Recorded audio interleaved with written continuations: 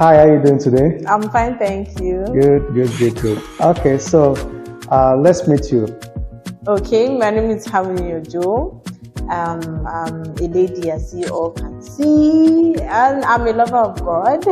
I love worshiping so much, and I like to cook, and I like to eat. The most interesting parts. I love food. And I'm the first of three, yes. The female, the Ada of the family. Okay, fine. How did you start your chef career? Okay, so I started in 2019 in school, and it all started. Okay, I think that day, if I have to tell you a brief story of how the whole thing started, I was in church, and I've done I did some business when I was in 100 level, and I sold jewelries and I sold other things, but I needed something to sustain me so I could have something to have as my own, to call money. And I was in church sitting down, and I think the Holy Spirit just ministered to me. I was like, okay, why don't you start cooking? And I was like, because I like to eat, so I really don't find cooking as any issue. I used to cook for my friends. I am the one to cook. Don't worry, you can do any other thing, but I would cook the food. And that was how I started. I started with a plate. I started cooking ofada stew. That was what I started with, the sauce, ofada sauce. And that was how it all started in 2019 when I was in 200 level in school. So that's how you started That was how I started. That's how I started. The chef business. That's how I started. Okay, good. You displayed your cooking skill recently on TV, on a live show. Yeah. How was it cooking on live show? Well, it was fine. At the same time, there was a lot of tension because the yam had to cook in time before the whole show wraps up, and the yam was not getting to cook, but somehow it cooked somehow. And the porridge came out really well. Yeah, it came out well. Fantastic. Did you do like a pre-cooking before you got to the studio, or what happened? Not at all. I didn't even pre-cook anything. I took everything raw. Oh, so fantastic. So there was something I had, and I really want you to explain about the name of your kitchen, Pua Kitchen. Okay. So let's hear that. Okay, so it is Pua's Kitchen. The name, at first when I started this business in 2019, I named it after my own name, that's Harmony's Kitchen. But after a while, I was studying the Bible. As I said earlier, I'm a lover of God. So I was studying the Bible, and I was reading through the book of Exodus. And that was when I came across this name, Pua, in the Bible. It's gotten from Exodus 1:15. And, the two Hebrew women, Pharaoh instructed that the first male children of the Israelites be killed. And these women they had the fear of God, and so they did not do that. So what they told Pharaoh basically was that these women put to bed before we get there at all, because they were the midwives. And so there were two, Pua and Shifara. And so I decided to do with Pua because it was short, just 4. And Pua, I decided to take Pua instead of Shifara. I think Shifara was meant for probably maybe a more fashion brand. So you enjoyed the name Pua the more? Yes, I enjoyed the name Pua the more. And one funny thing is that my friend said, "Oh, did you take it out of your name? Because you bear Harmony and you bear Adepeju. And so in Harmony there's HA, and in Peju there's PU." And I think it was just a divine orchestration. Fantastic. So let's go proper now. What does it take to be a good chef? Well, what it takes? Well, it takes a lot, but for me, it takes passion. Passion for the profession. Whatever you do, you must love whatever you do, to give your all to it. And that's the main thing. Love it. So passion is the first thing for me, and maybe you can add any other thing that works with anybody. Good. So of course you've been in this business for a while now, but I also know that it is not the same as cooking at home. If you're probably doing maybe for doing for wedding catering and the stuff like that. Yes. So what is the challenge you guys face cooking for a party crowd than just cooking for maybe like 5 people? Okay, so what was it like? The challenge we face now, if we are to talk about a recent challenge, and of course, I mean, the taste will come out great, like the party jollof and stuff like that. Yeah, the major challenge for now in the economy, we can see inflation in the prices of goods. Or maybe let me just put it this way. Okay. When you cook for, let's say, 5 people at home, you understand?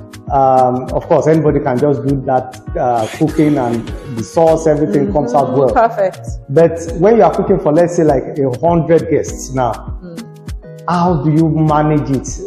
I mean, how is it? Is it the same way straight away cooking for 5 people? No. It's never the same thing. Okay. It's not the same thing. I can remember I prepared food, like one of my first party kind of cooking was a 4 days cooking. So I had to prepare food afternoon and I think morning and evening. Yes, it was NIFES LTC. And so they bought 1 bag of rice and it was supposed to carry us for 4 days. Wow. And 1 whole apere in that apere you'll find tomato, rodo and shombo. And I was like, how do you expect it? But one thing is that you must just be smart enough and you must know how to calculate. And in this thing, for me, math is needed.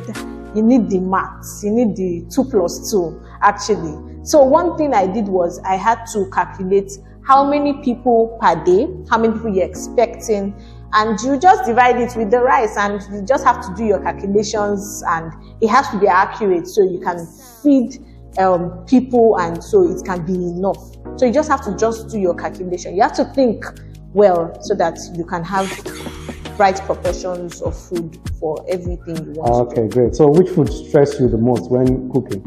Okay, so I think one stressful food is the party jollof.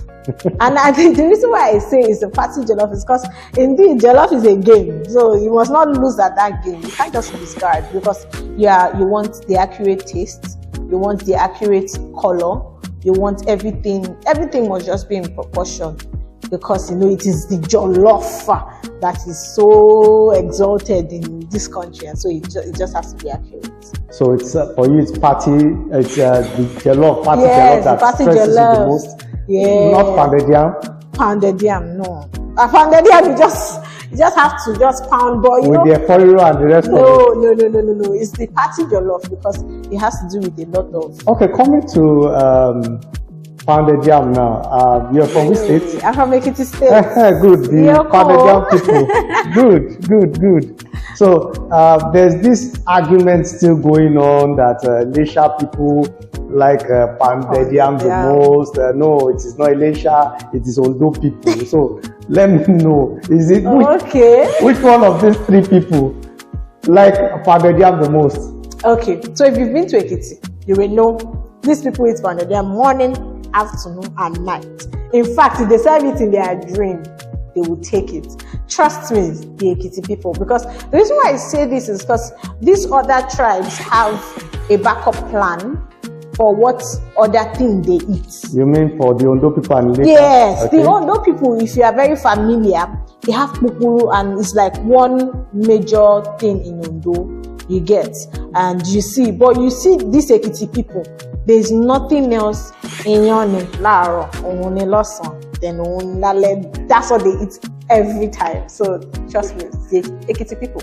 You seem so passionate about that pounded yam and defending your people.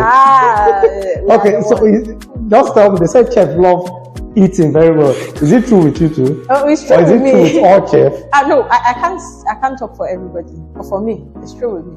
Oh, really? I like food. You like food very well. Okay, so let us know about your proud moments on this journey so far. Okay, so for proud moments, I would say every day, every time I cook is my proud moment. So I wouldn't stick my proud moment to a particular moment because the thing is that memories could fade. You could forget what. So what motivates you in cooking all the time?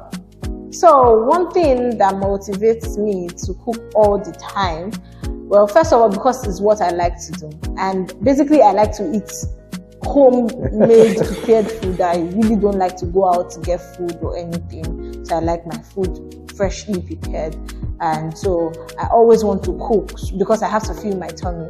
And another thing is my family, very supportive. They've been very supportive. Family, my mom especially, she has been very, very supportive when it comes to it. And my friends too. So Good. Okay, going forward, what is your plan for your kitchen? Okay, so going forward, the plan is to have my own restaurant here in Lagos, and I don't know where yet, and also to move beyond the four walls of this country and to be known beyond this country. And so big girl. let's do something global by the grace of God. Fantastic. So maybe we should move it this way now. Of course, when we have the positive side, sometimes we have a little bit of some other side we don't want. So have you ever had any experience of any irate fight before? Yes, I have. Hey, God, I've messed Plenty. Just one. And most of the clients I've come across are nice. They are calm, we can manage ourselves, and but this one, that day, it wasn't funny. I refunded though. Wow. No big you deal. refunded the money back? I refunded like part of the money. And it wasn't even she was someone referred her to me. The lady herself, not that I didn't deliver. I was in Ado. That food went to Ondo, and I was in the park with the food for more than an hour.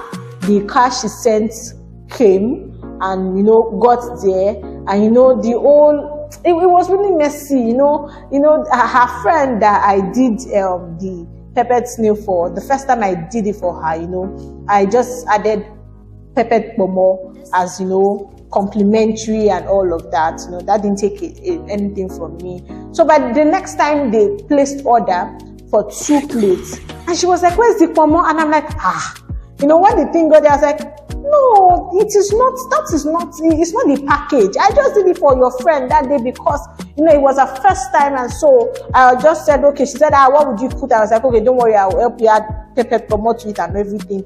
And the whole thing was basketballs, and she said, "I must refund the money." Blah blah blah.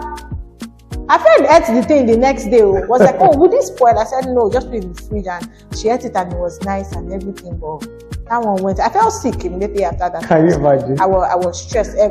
Mentally, I was stressed, and so you learned from that episode. Okay, so of course, I think this name doesn't need any big introduction. Hilda Bassi. Yes. She made you guys proud, right? Okay, so but of course, after our feat for the cookathon, there's been so much attention on the home now, especially the wives, that they shouldn't have any excuse for not cooking regularly for their husband, blah, blah, blah. So do you think that cooking has to do with passion, or it should normally be a routine for every female? Okay, so, my stand on this is that now, first of all, cooking is a basic life skill. Everybody should know how to cook. Male, female, young, old, you should know how to put something on that hot plate or that gas to fill your tummy. Now, when it now comes to cooking to that extreme, some dishes or something, or that's just on the side. But when it comes to cooking for the family, I believe that as a woman, you should know how to cook. Now, there should be no excuse. You should know how to cook. There should be no excuse for knowing how to cook. Now, wanting to cook is one thing. And so when you get to that verge whereby you and your husband can talk, now, I know how to cook. Not that you don't know how to cook, but I don't like to cook. I have people like that. They know how to cook.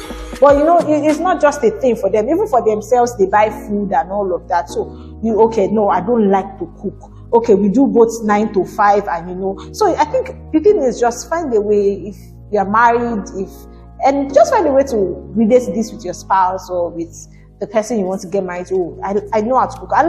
He should know that you know how to cook. But I don't like to cook all the time. So if it's just the basic things you know how, like want to cook, maybe rice or your stew, you refrigerate it, and he has that, he goes, takes whatever he wants. What happens if it's an Ekiti man from that likes pounded yam all the time? No, this age and time, if you like pounded yam, we have machine that will do that for you. So don't worry, I will just put you through the processes. What about a man who doesn't like pando? See, all of these things are just things that we've just had from way back. That time our mothers had time to stay at home, but we have to work. Both of us are working, and so we must know how to manage. As long as we are making the money together, we should know how to manage whatsoever it is.